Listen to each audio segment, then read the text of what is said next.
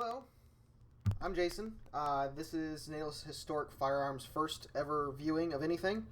I'm a personal collector of sorts. I like the old stuff, specifically my USGI.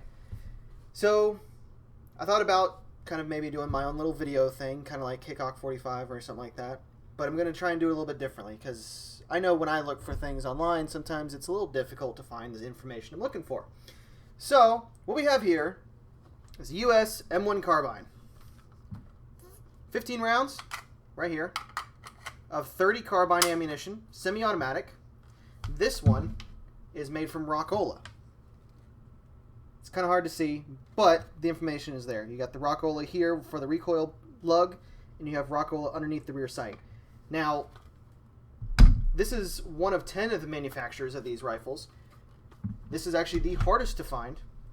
Also included are Standard, IBM, General Motors, which also goes by the name of Saginaw Steering, and Inland, as well as a couple others. Now, this rifle right here was designed because of the Garand being too big, too heavy. Hang on just a second.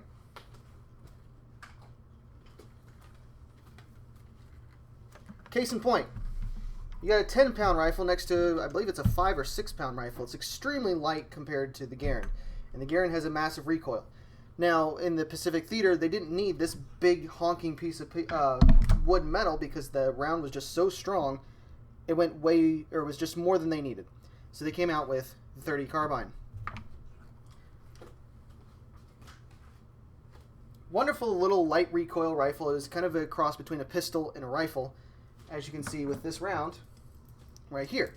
This is what it shoots. This is actually surplus ammunition for it. Kind of, like I said, it's very similar to, I believe it was a .357 Magnum in performance, but because of the long barrel, created more pressure, actually was stronger than .357 Magnum.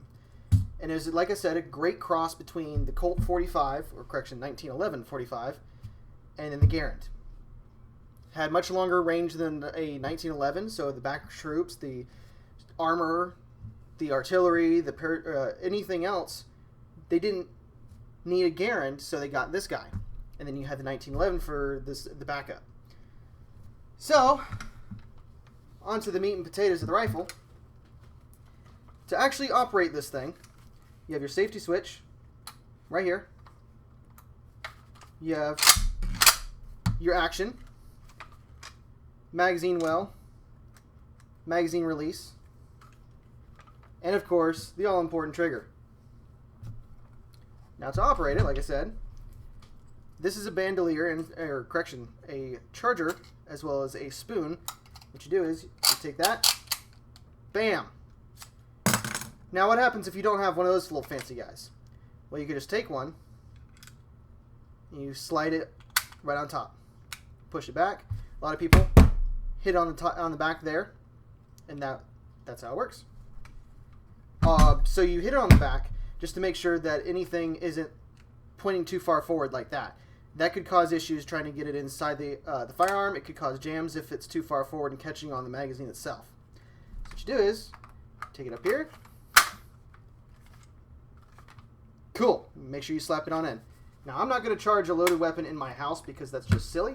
So I'm going to take that out. Unload it real quick. Patch it through.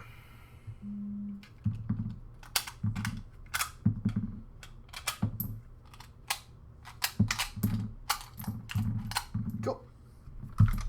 So you take the magazine, insert on in, you take the action, you let it fly forward. This does not have a bolt or an automatic bolt stop. Now, some of the later models, the magazines that is, have a rudimentary one where they have a little lip on the inside of this. That will act as a bolt stop, but it's not actually a bolt stop, you know? It'll kind of hold it like that, and then as soon as you take the magazine out, it'll fly forward like so. Now when shooting it, you do have to make sure your fingers aren't inside here, because if you notice, they could get a little crunched. Not exactly a good day. And you may have seen I also can hold it open like so. There's this little notch right here. That's a forced hold open, so if you need to clean it or look inside it, yeah, I need to clean mine. She's a little dirty. No big deal. Still reliable. But yeah, if you ever want to disengage it, you just pull it all the way back and you're good. One of the known problems with these are sometimes it'll actually get locked out of battery. So the bolt will kind of get stuck like that. That's not good. It's not fully locked down. And the lugs are not fully inside the grooves that they need to be in. Could cause blowback, which means it explodes and some of the gas comes back in your face. That's why we wear eye protection. Simple, right? Alright, cool. This particular carbine is a rebuild, post-war. The barrel is still original. Oops. You can see the Rockola. If you look really closely, there's a 6-43. That means it was made in June of 1943, at least the barrel was. And considering it is also a Rockola, as well as the receiver, the recoil lug, and everything else that I can find so far, it is most likely original to the rifle. Now, like I said, this is a post-war rebuild, and there's a couple ways to tell real quick. One of them is the safety. See the rotary switch? An original safety is a push button, not unlike the mag release. You can kind of see why they changed that up, because guess what? You have your safety and the mag, and they're both a push button. In the heat of combat, you're trying to hit the safety or you're trying to hit the magazine, you do the other one. That's not exactly good when you have people shooting at you. So they redesigned it and had the little rotary switch. Pretty effective, I'd say. Now, moving on to the mag release itself, you see the M. Make sure you can see it. That means it's been modified. It's been modified to take a 30-round magazine. Korea era, if I'm not mistaken, later on. They did not use these in World War II, as far as I know. Next, you come up to the rear sight. Remember how I said you couldn't really see the Rockola underneath it? That's because this is a Type 3 post-war sight. The originals just had a little flip and everything like that, and you could easily see right here. If I'm not mistaken, some makers, when they rebuilt it, actually moved the serial number. An actual World War II bayonet or front barrel band will look like this. You notice it does not have the sheath and it does not have bayonet lug. While bayonets, I believe, were issued and made during World War II, they were never actually attached to the rifle. Speaking of bayonet, here's one right here. Come back to that later. Those are the big distinguishing features of a post-war rebuild. A lot of them, unfortunately this stock doesn't show it, will have some form of couple of letters or something right here. Let's see. Yeah, here. This is just another stock. See, this one's been rebuilt at the AU, whichever one that one is. And there's too many acronyms for me to remember all of them, so yeah, it's whoever stamped it with the AU. I'm also going to keep this one out right now because it's hard to see, but this stock was originally made at Winchester, who is another manufacturer of the carbine. WRA-GHD. The GHD is the inspector mark. Alright, so covered all that kind of stuff. We got accessories, of course. You got the nice little sling. Very simple on the front, not so simple on the rear. You have the oiler inside here, and honestly, I hate dealing with these slings because they are truly a pain. You have to kind of shove the oiler out with the sling, and of course it's just enough space for him to stay in there normally. And that's how you actually remove it. And then, of course, you'll loop it back like this. One thing I did find out, this is a post-war design sling. Could be a reproduction, I'm not sure. It's really hard to tell sometimes. However, this little end cap is how you can tell it's a true USGI sling, World War II era. Note how it's hollow in the middle. Let's see. You have the magazine pouch on the back. Pop this one open, and you have a pair of 15-round magazines ready to roll. Personally, I really like it. It does not get in the way as I originally thought it would, and it's really nice having it there on your rifle, so you just grab it and go, and you have 3 magazines on demand. That covers most of the hardware. Like I said, you have the 30-round magazines, the 15s, and I don't believe these were ever issued, but 5-round magazines. I don't understand why they would, considering they have 15s and 30s. I do believe that is only a post-war thing, commercial market. And speaking of which, this guy right here is the late style. You notice the lip. So let's test it. It's the 30-round.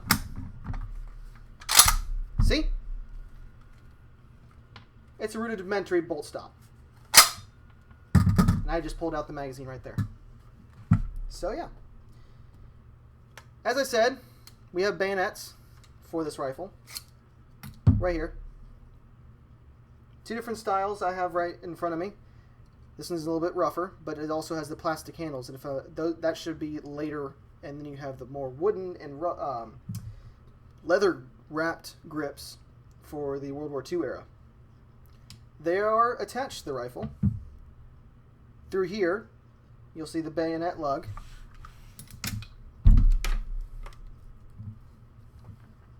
Right there.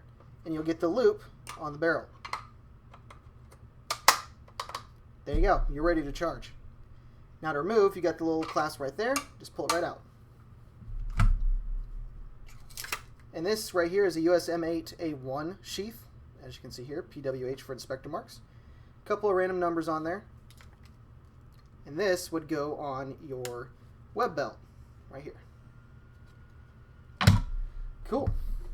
So the only thing left to do is fire it, and I would love to be able to show you that, but unfortunately I can't exactly just walk out in my backyard and shoot. There might be, cops called, and I don't really care to do that. I like my firearms too much. So, unless you have any questions, actually I'm going to go on to a real quick field strip for you. Of course, you're going to need to get the sling out of the way. You will need a screwdriver. See right here, I'm just going to loosen this guy just enough.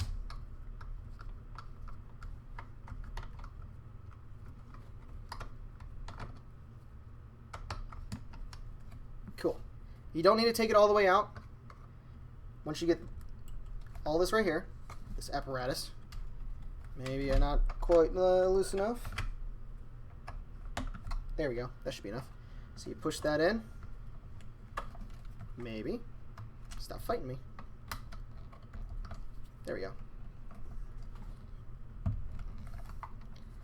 You have all this metal slide forward. That can just be let loose for right now.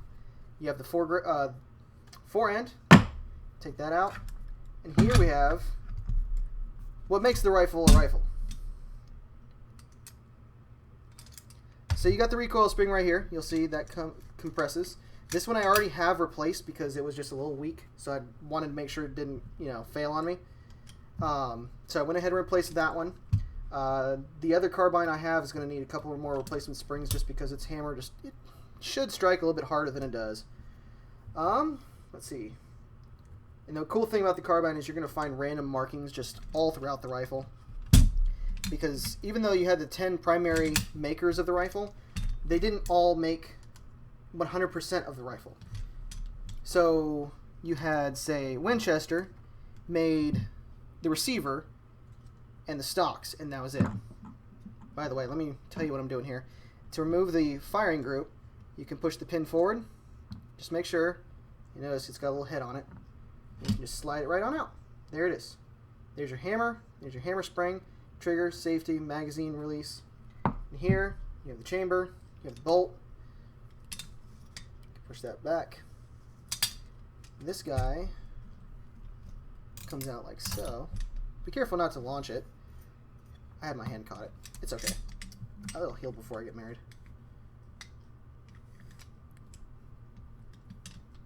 Let's see. And that's the basic field strip. I'm trying to get the bolt out for you.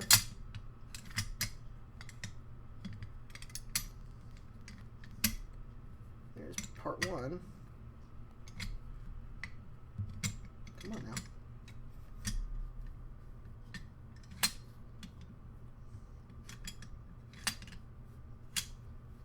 I am doing this by memory, by the way, so bear with me here. More subsequent ones I will actually make sure I'm doing this right. But I've done this a time or two. There you go. That is the basics on the field strip. And you see you'll have your little notch there. That's how I got that out. There are notches to make things easier, and it'll make it much more sense. And I really should clean this, but in the conscience of time, I will do that later. Anyways, this is what the hammer hits. That's the firing pin. You'll notice it protrudes. There's your extractor. And like I said, please ignore the dirtiness of the rifle. I honestly don't abuse them. Although she makes you want to think otherwise. Now, see, you got the groove here. I got the groove here. Slide it, rotate it, push it back. Bam. There's that one. Now this guy, you got the grooves here and the grooves here. Am I doing this right? Nope.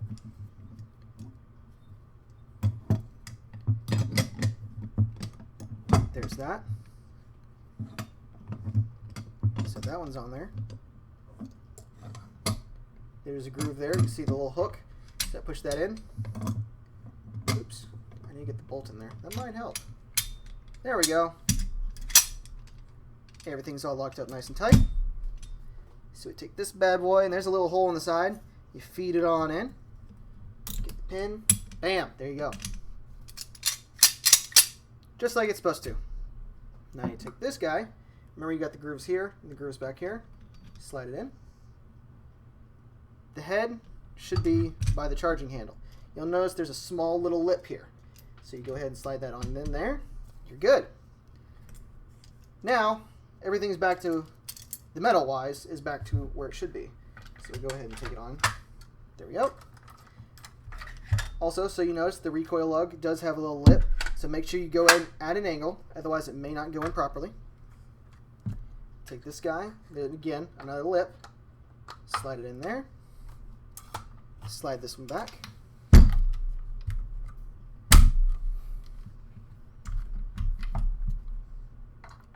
Tighten this down.